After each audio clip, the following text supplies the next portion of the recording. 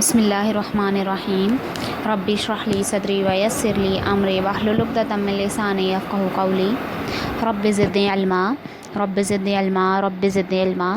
अस्सलाम वालेकुम students, I hope you are fine and offering your prayers regularly.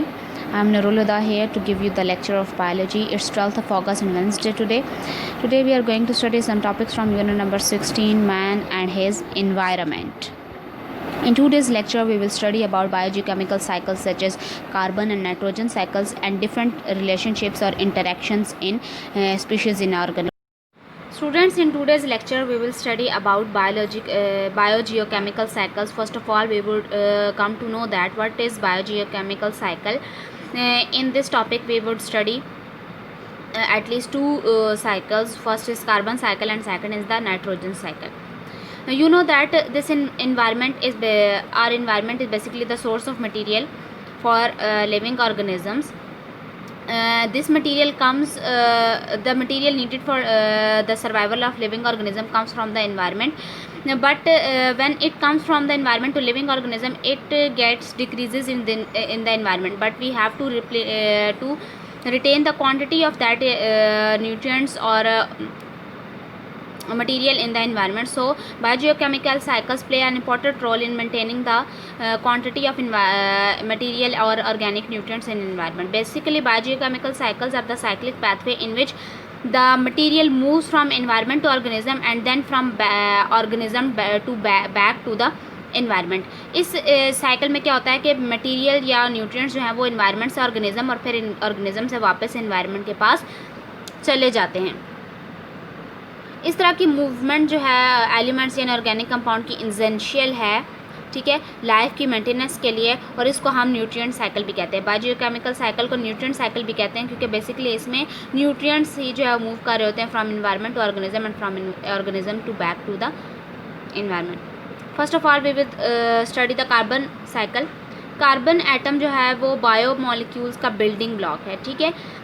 जितने भी बायो मॉलिक्यूल्स हैं, कार्बोहाइड्रेट्स, प्रोटीन्स, लिपिड्स वगैरह वगैरह, ये सब कार्बन से बने होते हैं. कार्बन ग्रेफाइट में भी पाया जाता है, डायमंड में भी पाया जाता है और ये कार्बन डाइऑक्साइड में भी पाया जाता है. सबसे पहले हम पढ़ेंगे मेजर सोर्सेज क्या हैं कार्बन के. कार्बन डाइऑक्साइड एटमॉस्फेयर में जो मौजूद है उसमें भी कार्बन मौजूद है, ठीक है. फॉसिल फ्यूल्स जैसे पीट, कोल, नेचुरल गैस, पेट्रोलियम वगैरह, इनमें भी कार्बन मौजूद है. अर्थ क्रस्ट है यानी जो ज़मीन का जो ऊपरी हिस्सा है उसके अंदर भी कार्बन के जो है वो कंपाउंड्स पाए जाते हैं, दैट आर कॉल्ड कार्बोनेट्स, जो बाद में कार्बन डाइऑक्साइड बना देते हैं. सबसे पहले हम देखेंगे कि कार्बन एनवायरनमेंट से ऑर्गेनिज्म के पास कैसे जाता है, ठीक है. आपको पता है कि एक बहुत इंपॉर्टेंट प्रोसेस होता है फोटोसिंथेसिस. प्रोड्यूसर जो है वो कार्बन डाइऑक्साइड को एटमॉस्फेयर से लेते हैं और इसको ऑर्गेनिक कंपाउंड ग्लूकोज में कन्वर्ट कर देते हैं. इस तरह कार्बन जो है वो प्रोड्यूसर की बॉडी का पार्ट बन जाता है और ये एक ऑर्गेनिज्म के अंदर चला जाता है और यहाँ से ये हार्बीवोर्स, कार्निवोर्स और डिकम्पोजर्स तक जाता है. अब नेक्स्ट है कि carbon from organism to environment. ये बैक जो है वो रिवर्स प्रोसेस है. कार्बन डाइऑक्साइड रिलीज़ होती है इन्वायरमेंट में जब प्रोड्यूसर्स और कंज्यूमर्स जो हैं वो रेस्पायर करते हैं. आपको पता है जब हम सांस खारिज करते हैं तो उस वक्त कार्बन डाइऑक्साइड रिलीज़ होती है. ये कैसे रिलीज़ होती है? हमारे बॉडी के अंदर मौजूद ऑर्गेनिक कंपाउंड्स की डिकम्पोजिशन से और इसके अलावा डेड बॉडीज़ को भी डिकम्पोजर्स जब डिकम्पोज करते हैं तो उसमें भी कार्बन जो है वो रिलीज़ होती है. इसके अलावा जब हम लकड़ी जलाते हैं, फॉसिल फ्यूल्स जलाते हैं तो उससे भी कार्बन डाइऑक्साइड एटमॉस्फेयर में वापस चली जाती है. तो यहाँ हमने पहले पढ़ा कार्बन एटम कहाँ कहाँ मौजूद है, उसके क्या सोर्सेज हैं. फिर हमने पढ़ा कार्बन एनवायरनमेंट से ऑर्गेनिज्म के पास कैसे आता है, फिर ऑर्गेनिज्म से एनवायरनमेंट के पास वापस कैसे जाता है. कार्बन का जो बैलेंस है कार्बन साइकिल का वो ह्यूमन एक्टिविटीज़ की वजह से डिस्टर्ब हो चुका है. क्यों? क्योंकि हमने जो है वो दरख्तों को काटना शुरू कर दिया है, फॉसिल फ्यूल ज़्यादा जलाते हैं. इससे कार्बन डाइऑक्साइड की जो अमाउंट है वो डे बाय डे इंक्रीज़ हो रही है, जिससे ग्रीन हाउस इफेक्ट और ग्लोबल वार्मिंग हो रही है.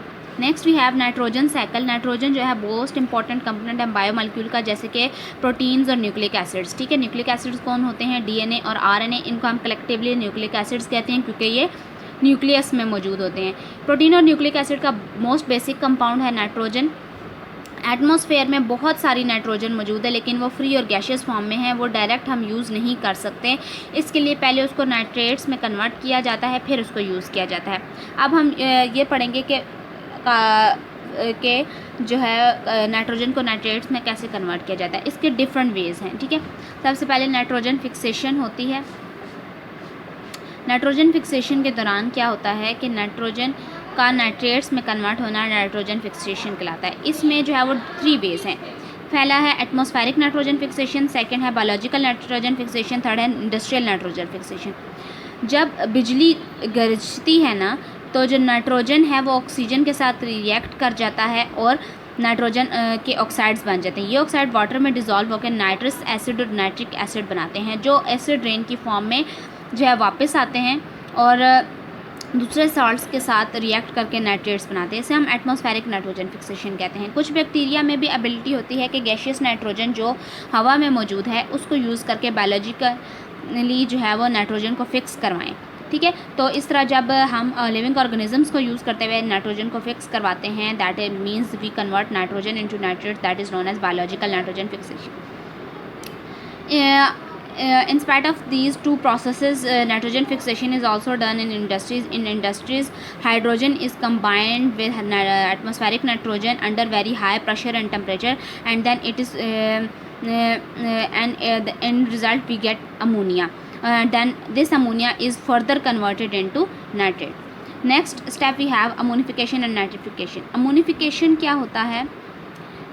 Breakdown of proteins, ठीक है, of dead organisms and nitrogen wastes to ammonia. Proteins को या डेड ऑर्गेनिज़म के वेस्टेज को या ठीक है डेड ऑर्गेनिजम्स को या वेस्टेज को तोड़कर अमोनिया में कन्वर्ट करना अमोनिफिकेशन कहलाता है और ये अमोनिफाइंग बैक्टीरिया करते हैं। ठीक है, अमोनिया की फॉर्मेशन के बाद इसको नाइट्राइट्स और नाइट्रेट्स में कन्वर्ट किया जाता है, जिसे हम नाइट्रिफिकेशन कहते हैं। जो नाइट्रिफिकेशन करने वाले बैक्टीरिया हैं हम उन्हें नाइट्रीफाइंग बैक्टीरिया कहते हैं। ठीक है, पहले अमोनिया को कन्वर्ट किया जाता है नाइट्राइट्स में, ठीक है, जो एक बैक्टीरिया नाइट्रोसोमोनास करता है। फिर नाइट्रेट्स को कन्वर्ट किया जाता है नाइट्रेट्स में, that is done by Nitrobacter.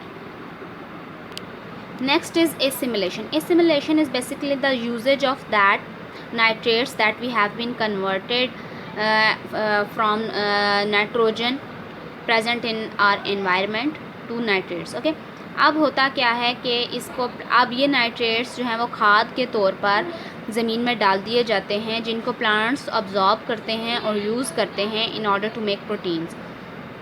ठीक है, ये नाइट्रोजीनियस कंपाउंड्स एनिमल्स भी प्लांट्स से ही लेते हैं। जो प्लांट्स में बीन्स होती हैं या उनमें या जो दालें होती हैं उनमें प्रोटीन का कंटेंट ज़्यादा होता है। अब एसिमिलेशन बेसिकली यूटिलाइजेशन है नाइट्रेट्स की। जब नाइट्रेट्स को यूटिलाइज़ किया जाता है तो उसे हम एसिमिलेशन कह रहे हैं। अब डीनाइट्रिफिकेशन है, ये वो प्रोसेस है जिसमें नाइट्रेट्स और नाइट्राइट्स को वापस रिड्यूस कर दिया जाता है नाइट्रोजन गैस में, और ये डीनाइट्रीफाइंग बैक्टीरिया कहते हैं। इस प्रोसेस के ज़रिए नाइट्रोजन एटमॉस्फेयर में वापस चला जाता है। बहुत ज़्यादा डीनाइट्रिफिकेशन जो है वो सॉइल की फर्टिलिटी को जो है वो ख़त्म कर देती है और इससे जो है वाटर लॉगिंग हो जाती है, यानी ज़मीन में पानी जो है वो ठहरना शुरू हो जाता है। पानी ज़मीन में हवा की कमी हो जाती है, ऑर्गेनिक मैटर ज़्यादा होना शुरू हो जाता है और इससे क्या होता है कि फिर पौधे सही से उग नहीं पाते।